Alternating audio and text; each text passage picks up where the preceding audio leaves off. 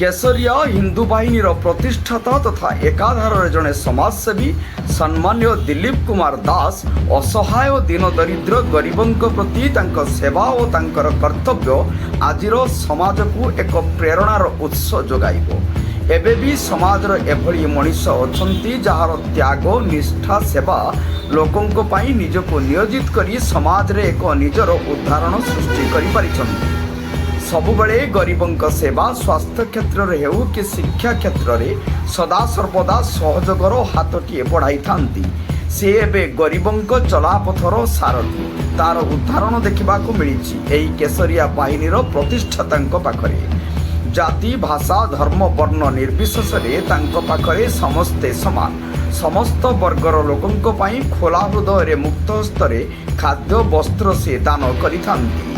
Mayurbhanj बारिपदारू Gaurdas Giri report Janata express.